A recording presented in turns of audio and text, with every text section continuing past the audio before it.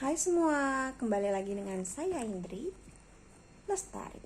Oke, kali ini saya ingin berbagi tentang bagaimana cara membuat lesson plan atau pun bagaimana cara belajar mandiri di rumah dalam bahasa Inggris. Oke. Jadi kalian yang mungkin mau belajar untuk lebih mahir lagi dalam bahasa Inggris tapi nggak tahu caranya, bingung caranya, nah ini adalah tips-tips atau clue-clue ya, atau strategi yang bisa kalian simpan dalam hati atau praktekkan juga bisa pastinya ya. Dan juga yang pastinya harus harus banyak latihan ya. Oke? Nah, sebenarnya bahasa Inggris itu mudah ya. Oke? Tapi tidak bisa instan. Ya, mudah dalam arti asal kita tahu dasarnya, basicnya, itu kita bisa menjadi ahli atau fluent ya. Tapi bukan berarti kita tidak berlatih atau tidak latihan. Nah, itu artinya tidak bisa instan ya. Oke? Nah, lalu bahasa Inggris itu adalah jendela dunia ya, dimana kita bisa melihat banyak hal termasuk budaya dan segala aspek lainnya, sehingga membuat pikiran kita itu lebih terbuka ya, lebih ke critical thinking. Kenapa saya bilang begitu? Karena di dalam bahasa Inggris tidak hanya logika, tidak hanya hafalan, tapi juga harus ada yang namanya kreativitas dan imajinasi. Oke, dan itu ada dan dipakai untuk skill-skill dalam bahasa Inggris. Ya, contohnya menulis ya, dan juga berbicara.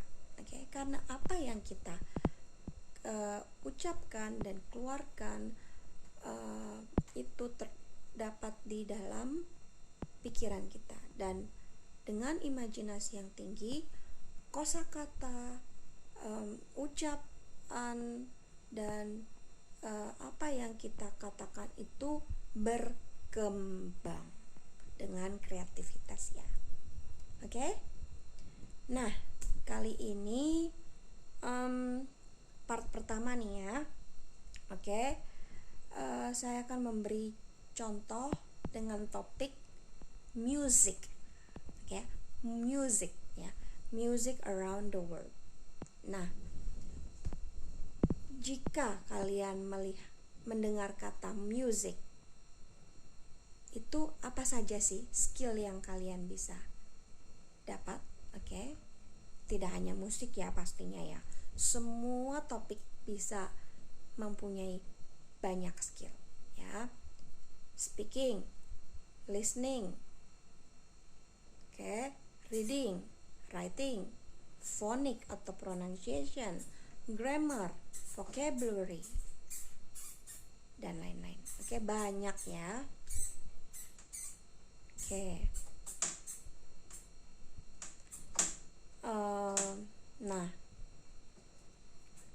Dan music around the world ini bisa saya pakai untuk melatih vocabulary Anda ya.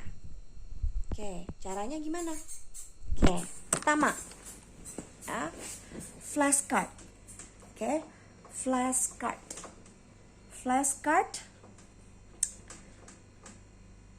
Gunakan flashcard.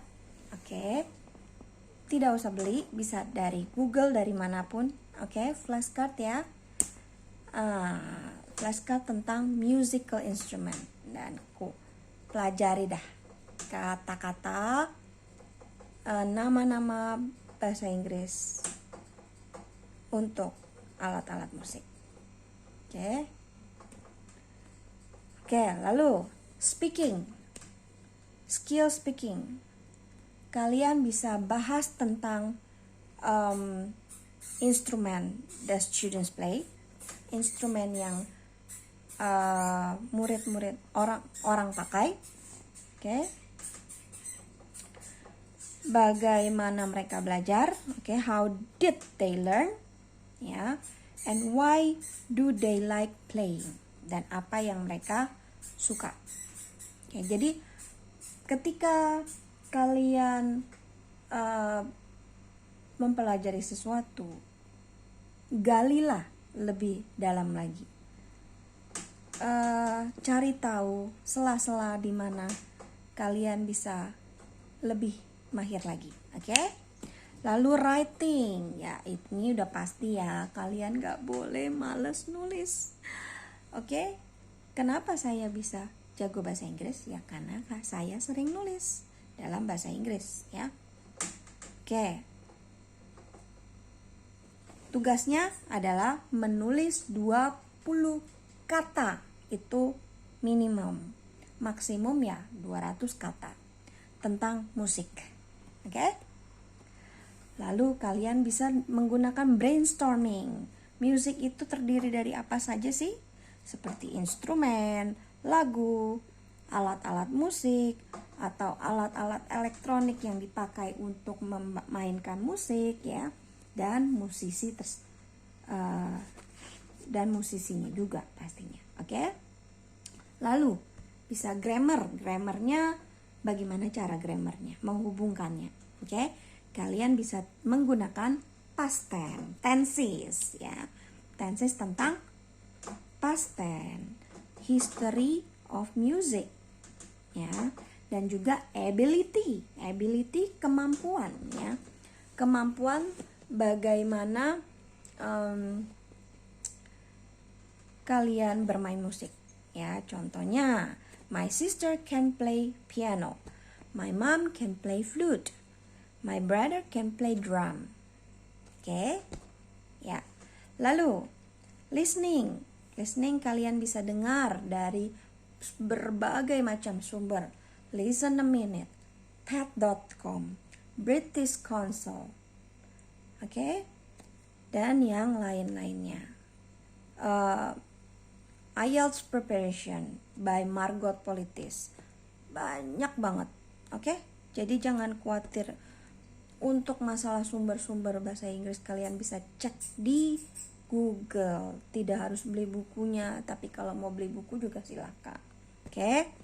Dan untuk listening kalian bisa dengarkan, jawab pertanyaan, dan gunakan kata kunci. Jadi ketika kalian mendengarkan, kalian dengarkan kata yang penting-penting yang ada di pertanyaan, jangan yang lain, sehingga kalian bisa menjawab pertanyaan dengan tepat. Lalu reading musisi, a musician, reading passage, ya, biasanya bacaan tuh. Nah itu pastinya harus menggunakan tenses dengan benar ya dalam menjawabnya, ya. Ada juga kalian bisa pakai questionnaire, ya, belajar untuk percaya diri. Kalian bertanya dengan banyak orang sekitar Anda, ya, bagaimana mereka bermain musik. Jelas? Ya, itu tips dari saya. Thank you.